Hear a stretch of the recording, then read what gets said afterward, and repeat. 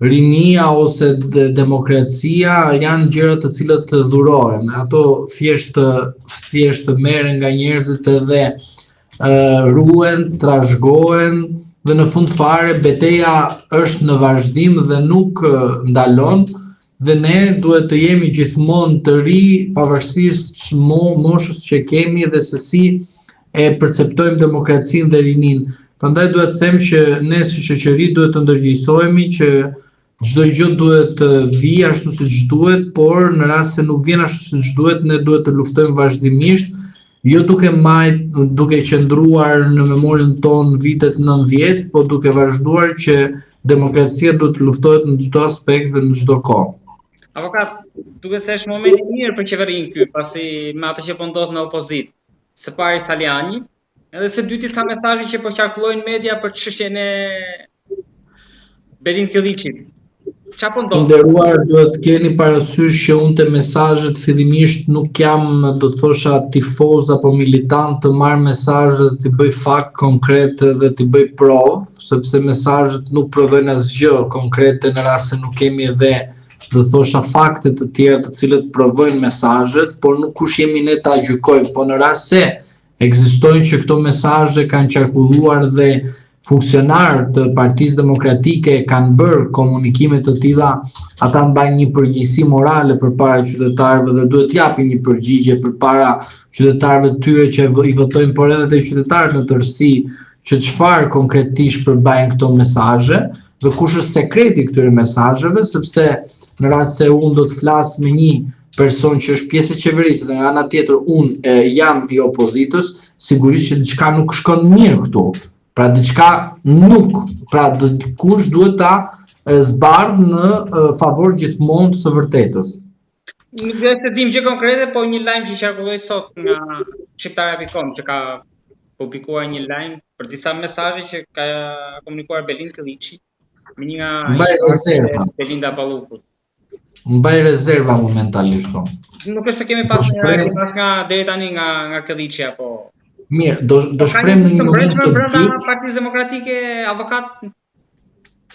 Do shprem në një moment të dytë, sepse lajmi i fundit është lajmi i fundit dhe kërkohet ta përpunosh, ta shikosh a është i vërtetë, si është i vërtetë, nga buron, a kemi të bëjmë me një mesazh. Nuk është se dim diçka konkret, thjesht ajo po nuk dim në media, dhe nuk bëjmë viktim të një lajmi të fundit. Nuk mund të bëjmë viktim të një lajmi të fundit pa parë do të thënë në këmbvështrimin e asaj që ne themi topi, ta shikosh globin nga të gjitha anët, dhe do ta shikosh nga ajo që i pëlqen një medie të caktuar apo një individ të caktuar. Ajo që kemi parë është që kemi parë Saljanin tani. Saliu për 35 vite tani vjen Saljani.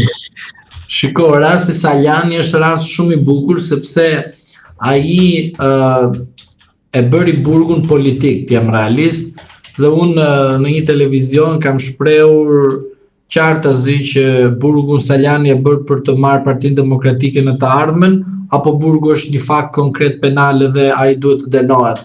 Unë mendoj se ishte një burg politik për zotin Saljani. Dikush mund të thoshte që pse ti e the me 27 shtator 2024, kur ai u burgos nga gjykata politike e partisë në pushtet, por ju duhet keni parasysh që burgosjet politike, ashtu siç ju kam thënë edhe më përpara, drejtësia ndonjëherë punon për të shplar mëkatet e atyre. E ke dëgjuar apo e ke harruar?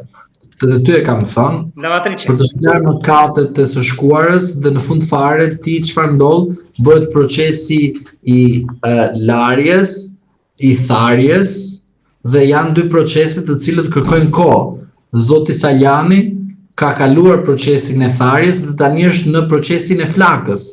Do të thotë flaka o do të ngrojë Partinë Demokratike për ta kuptuar revolucionin e brendshëm që të shpëtoj atë që ne themi gjithmonë Partinë Demokratike që mos të përfundojë si një shoqat, po thjet një parti politike që të konkurojë për të marrë numrin 1 të pushtetit.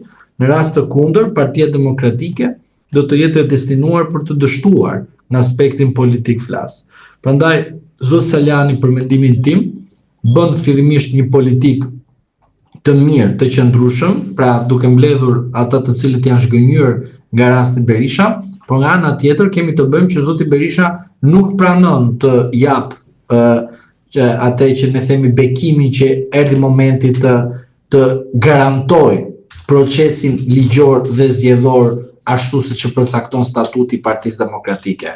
Unë do të prisja që zoti Berisha do të kishte një qasje tjetër, nuk e pash që ta ketë, por unë duke pritur deri në fund të muajit dhjetor, mund të kem një analizë të qetë dhe qartë në rast se zoti Berisha është gati të lëshoj Partinë Demokratike dhe në rast se Partia Demokratike do të favorizoj veten e saj, pra kush e favorizojnë militantët, ata të cilët janë pjesë, nga i cili nuk ka lidhje me Partinë Demokratike, për të ushtruar presion tek leadershipi, që është momenti që të garantosh një proces ligjor dhe zgjedhor të rregullt, që mos themi rastin e Edi Palokës që thoshte mbushja kutit me Lul Bashën dhe këte Rama e të tjerë janë hajdut. E kupton se kemi dhe këtë ngjarje. Për shembull, e shikojmë hajdutin për te vetes, e kupton? Ndërsa ne jemi vetë hajdut. Si shkon? Nuk shkon kjo. Pra, nuk mund të thuash ti që Rama vjedh votat, dhe ndërkohë ti ke manipulu votat të partia jote që Lul Basha të ishte kryetar partie. Nuk ka thënë mua, ka thënë vetë ai Paloka që është akoma deputet i Partisë Demokratike. Pra, kur ne të dy kemi shoqëri, ne të dy jemi të moralshëm. Pse? Sepse ne bashk nuk kemi për të qenë amoral. Pra, kemi marrëveshjen, pra fjalit tona, diskutimet tona i bën në raport të një moralit. Në rast se njëri nga të dy çalon tek morali, do thotë që dikush e fton që të futet në moral. Po në rast se të dy jemi të amoralitetit, do thotë që të dy nuk do luajmë fare mirë dhe ne njëri e tjetri do ta mashtrojmë. Prandaj unë po ju them që zoti Paloka për mendimin tim, zoti Flamur Roka, të gjithë këta duhet japin dorëheqje për shkak të moralit, sepse nuk mundesh të jesh në opozit vazhdimisht dhe të kesh të njëjtën kaset. Edhe si zoti Këlliçi, edhe si zoti Noka, edhe si zonja Vokshi dhe gjithë këta. Pastaj çfarë bëhet nga krau Matan, pastaj ke gjykatën kushtetuese mos harro faktin. Se kemi një anë përvoluese. Kushtetuese. Ja. Ose më saktë, më fol pak